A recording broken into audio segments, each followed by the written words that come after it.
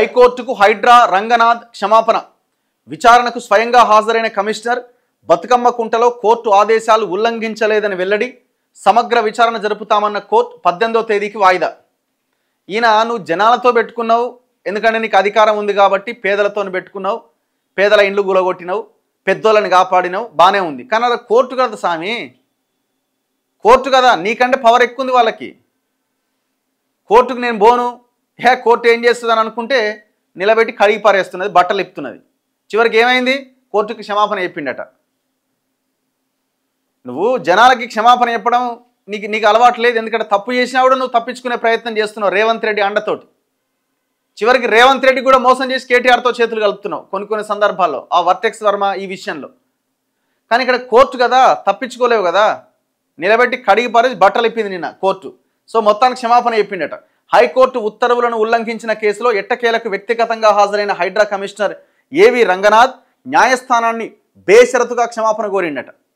Court అంటే గౌరవం ఉన్నదని, బాచుపల్లిలో వరదలు ముంచుకు రావడంతో అక్కడికి వెళ్లాల్సి వచ్చిందని, ఈ కారణంగా గత నెల 27వ తేదీన వ్యక్తిగతంగా విచారణకు హాజరు కాలేకపోయానని వివరించారు. హైడ్రా కమిషనర్ క్షమాపణను కోర్టు రికార్డులో నమోదు చేసింది. తదుపరి విచారణకు హాజరు నుంచి ఆయనకు మినహాయింపునిచ్చింది. హైదరాబాద్లోని బతుకమ్మ కుంట పరిధిలో కోర్టు వివాదంలో ఉన్న స్థలంపైన యథాతథ స్థితిని కొనసాగించాలని, అక్కడ ఎటువంటి మార్పులు చేయరాదని జూన్ 12వ తేదీన హైకోర్టు మధ్యంతర ఉత్తర్వులు ఇచ్చింది. ఈ ఉత్తర్వులు ఉల్లంఘించిన హైడ్రా కమిషనర్ మొత్తానికైతే మనోడు క్షమాపణ ఇవిగో.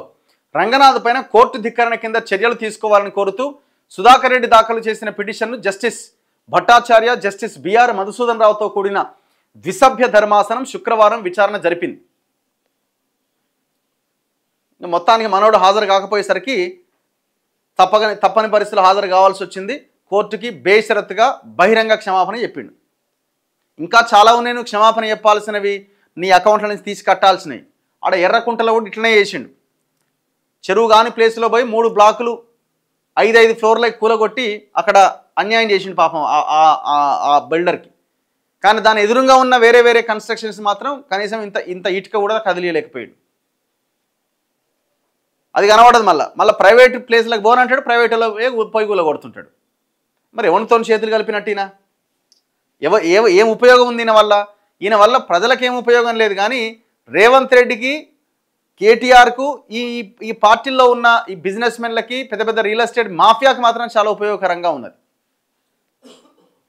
వ్యవస్థలను మొత్తం టెర్రరైజ్ చేసి, ప్రజలను టెర్రరైజ్ చేసి దాని ద్వారా సొమ్ము చేసుకుంటున్నారు వీళ్ళంతా.